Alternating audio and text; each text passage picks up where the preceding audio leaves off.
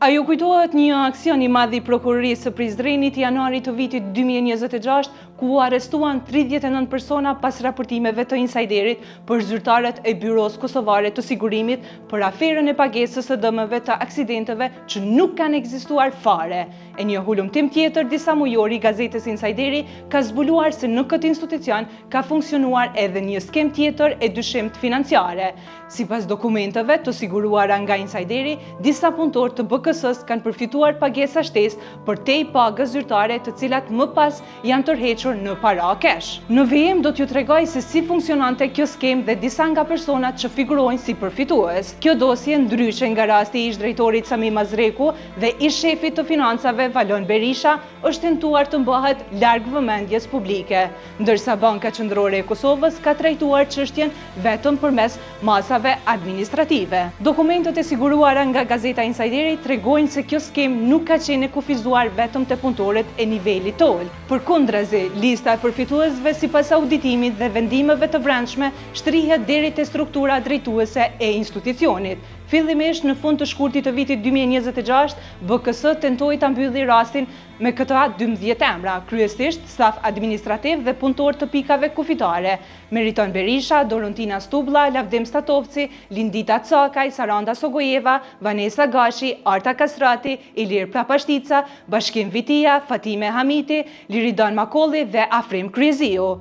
Këta u vendosën përballë një komisioni disiplinor në një proces që sipas dokumenteve synonte të paraqiste çështjen si shkelje individuale dhe jo si skem të organizuar. Prokuroria themelore në Prizren, përpos që po heton rastin e dëmeve të dyshimta me vlerë mbi 1.3 milion euro, ka nisur ta trajtojnë në mënyrë të pavarur edhe këtë aferë të re financiare.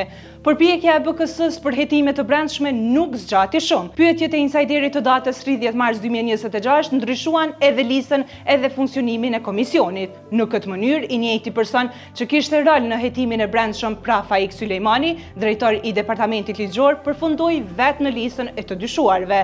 Pra I njëjti u larguan nga rasti I hetuesit.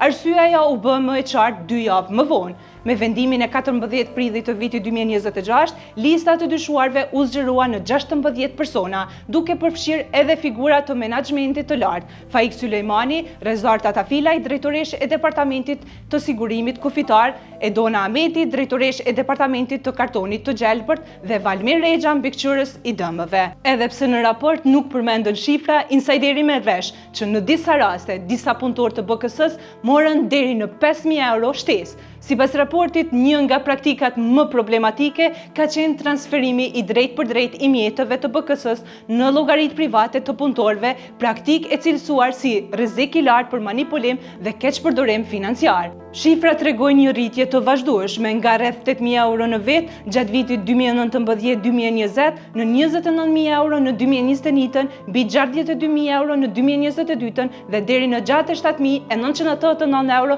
në vitin 2023. Në shumicën e rasteve për këto pagesa nuk ekziston asnjë faturë, raport shpenzimi apo dëshmi mbështetëse. Më tutje, në raport theksohet se shpenzimet për udhëtime nuk janë arsyetuar me fatura akomodimi apo dokumente të shpenzimeve jashtë vendit, ndërsa edhe shpenzimet për marketing dhe servisim janë justifikuar pa dokumentacion përkatës. Pikërisht në këtë pikë ngrihet dyshimi për funksionimin e një skeme të mundshme cashback. Sipas burimeve të insajderit, parat fillimisht transferoheshin në llogaritë të punëtorëve e më pas tërhiqeshin në cash, ndërsa një pjesë e tyre dyshohet se rikthehej te nivelet e larta drejtuese duke krijuar një qark të mbyllur financiar jashtë kontrollit institucional. Në komunikimet e siguruara nga insajderi për të cilat BKS dhe BÇK nuk kanë kthyer përgjigje që nga 30 marsi këtij viti, përmendet se për këtë praktikë ka qenë në dieni edhe ushtruesi I detyrës së drejtorit. Në një prej komunikimeve thuhet se ai ka pritur në vetur një punëtor të BKS-s gjatë kohës që ky I fundit tërheqte në bank parat në cash të cilat I ishin transferuar përveç pagës dhe më pas kanë udhëtuar së bashku drejt Selanikut. Raporti I auditimit evidenton një kaos të plot buxhetor. Te kalimi shkrume deri në 475% në mirëmbajtje, 425% në udhëtime zyrtare, 240% në shërbime IT dhe 130% në marketing.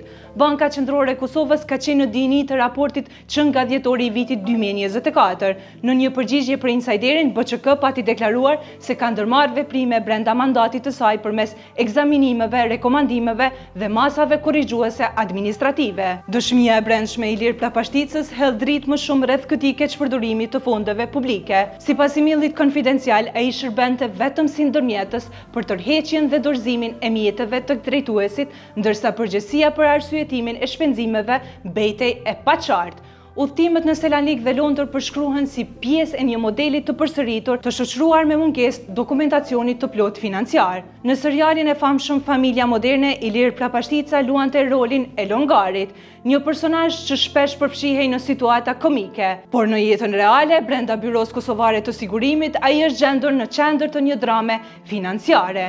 Një email konfidencial i shkruar nga vetë ai zbërthen një skenar ku paratë e institucionit u përdorën për ekskurzione luksoze.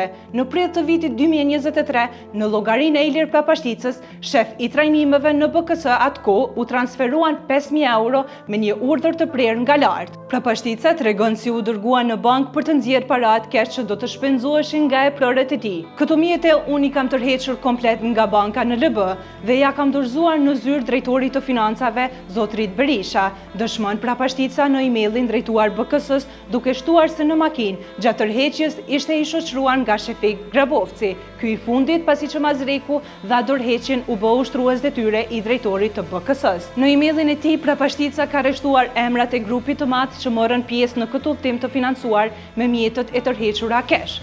Sami Mazreku, Valon Berisha, Rezar Tatafilaj, Edona Ameti, Valmir Rexha, Shefik Grabovci, Ilir Plapashtica, Vjolca Begu dhe Orhan Hajrizi.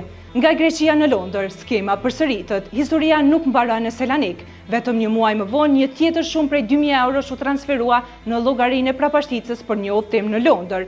Plapashtica konfirmon se këto mjete i janë dorëzuar drejtorit për shpenzime, ndërsa faturat e majme mbeten përgjegjësi e eprorëve për t'i arsyetuar tek financat.